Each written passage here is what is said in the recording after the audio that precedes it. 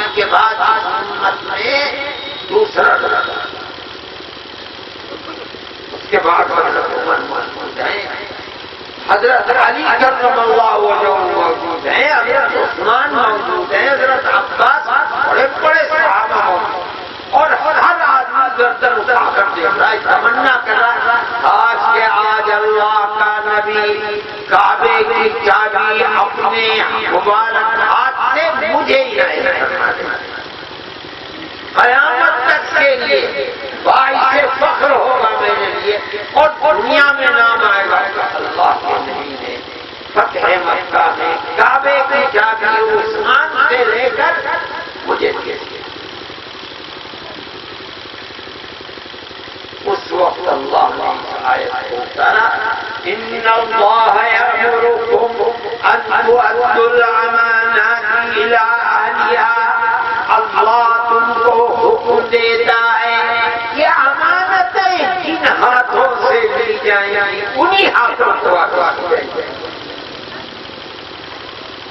صحیح ہے ابو بکر و عمر کا مرتبہ بہت بلند ہے، صحیح ہے کہ عثمان و علی کا مرتبہ بہت بلند ہے، مگر مرتبہ بلند اور نابلند ہونے کا مسئلہ نہیں ہے، مسئلہ یہ ہے کہ حق جس کا ہے اس کا حق اسی کو واپس کیا جائے گا، چاہے وہ مسلمان نہیں ہے نہ وہ مسلمان، ابھی تک ایمان نہیں لائے تھے مسلمان۔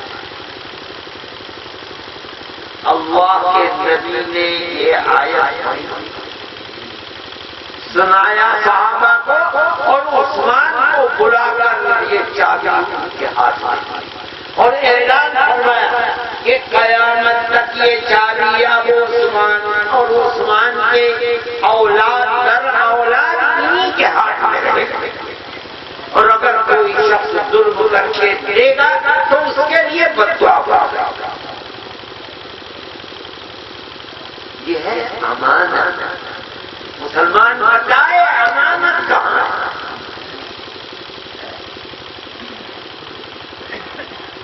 میرے بھائی خیانت، بے ایمانی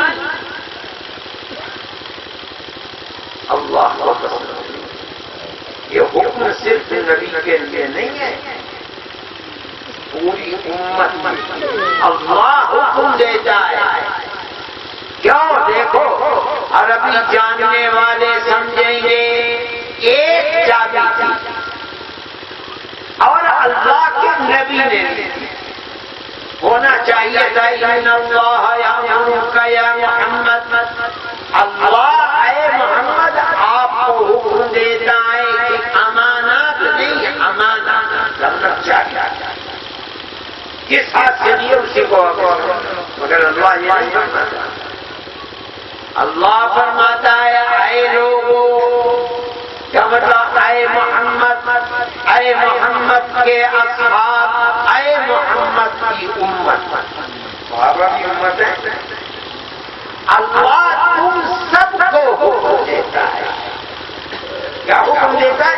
ان تؤدوا الامانہ، امانتیں جن کی ہیں انہیں کو واپس کرو۔ ایک چابی کا مسئلہ نہیں ہے، صرف حضرت محمد کا بھی مسئلہ نہیں ہے، ہم حضرت محمد کے ہر ماننے والے کو حکم دیتے ہیں آج بھی اور قیامت تک،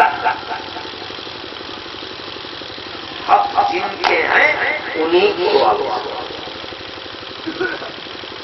نہ ہم تنہا مسلمان کے حق کی بات کر رہے ہیں، نہ ہم تنہا صحابہ کی بات کر رہے ہیں، نہ ہم تنہا حضرت محمد کی بات کر رہے ہیں۔ اگر کوئی حق والے کا حق لے کر نہیں دے گا اسے یہ کہنے کا حق نہیں ہے کہ میں محمد کا ماننے والا ہوں۔ میرے بھائی امانت ایسی چیز ہے، کہاں ہے امانت؟ یہ جو مصیبتوں کے پہاڑ ٹوٹتے ہیں ایسے چھوڑے، اللہ ارحم الراحمین نے اسے اپنے سب سے بڑے محبوب کی امت پر رات اور دن مصیبتیں ہیں۔ نماز پڑھتے ہوئے خدا کے گھر کے اندر بھی رحم نہیں آتا، اور وہ انیہ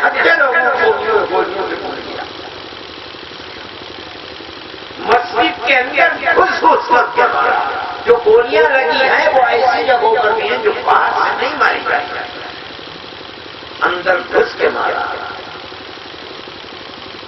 اللہ کو رحم نہیں آتا. اللہ کی دروازہ بند کیوں بند ہے؟ سبب کیا ہے؟ اس حدیث کے اندر اسی کو بتایا ہے. کہاں ہے؟ اللہ کے نبی نے دنیا سے جانے سے 3 مہینے پہلے آپ نے آخری سال میں حج کا ارادہ کیا اور اعلان کرا دیا کہ اس سال میں حج کروں. صحابہ دیوانوں کی طرح جو مدینے میں جمع ہو سکتے تھے مدینے میں جمع ہو گئے, نہیں آ سکتے تھے راستوں میں کھڑے ہو گئے. اور دیوانوں کا ہجوم ہے درمیان میں اللہ کا نبی آگے پیچھے دائیں بائیں شور مچ رہا ہے لبیک اللہم لبیک, اور یہ قافلہ نبی کا چل رہا ہے.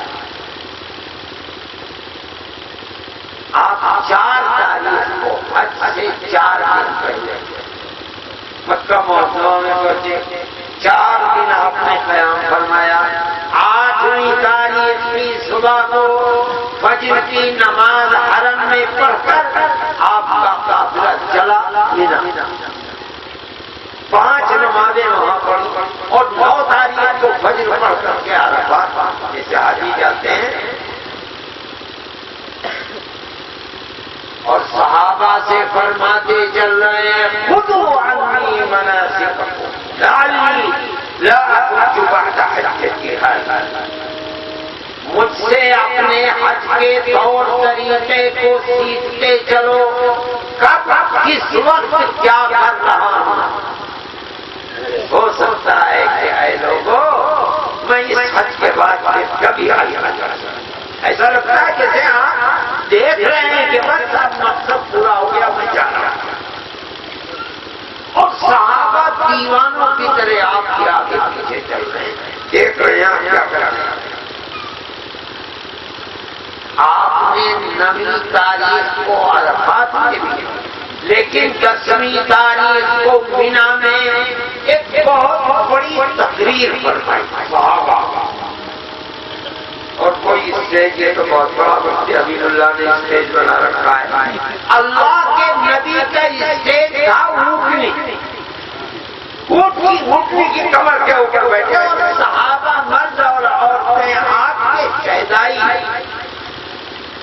جو آپ کے اشارے پر مرنے کے لیے تیار, وہ سامنے بیٹھے ہوئے اللہ کا نبی تقریر کر رہا ہے. ایسی تقریر بڑی لمبی چوڑی تقریر, ایسا لگتا ہے کہ آپ نے اس تقریر میں صحابہ کو 23 سال میں جو سکھلایا تھا اسے مختصر دوہرا دیا. سبق کیا کیا گیا. سینکڑوں حدیثوں میں صحابہ کا تقریر کے جملے اٹھاتے ہیں.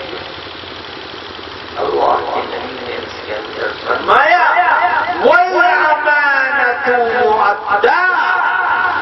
اے لوگوں کان کھول کر سن لو, امانت جس کا حق ہے اسے لوٹایا ہی جائے.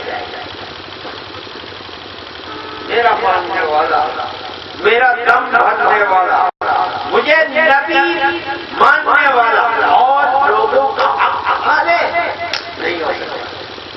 وَالْأَمَانَةُ مُؤَدَّاةٌ. میرے بھائی مسلمانوں نے غریبان کا مطالبہ کیا.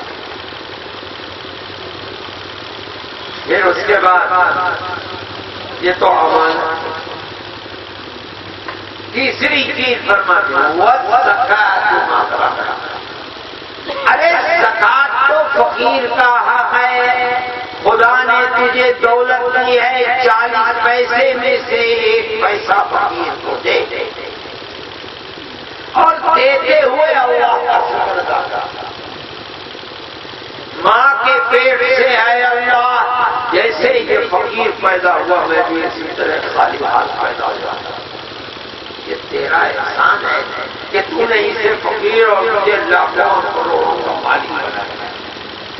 فقیر کو دے اور اللہ کا شکر ادا. مگر جب زمانہ ایسا آ جائے کہ زکات کو مسلمان سمجھنے لگے مغرب غلامہ، جس طرح دنیا کے ٹیکس کی چوری کرتا ہے اسی طرح میرا ماننے والا زکات کی چوری کرتا ہے.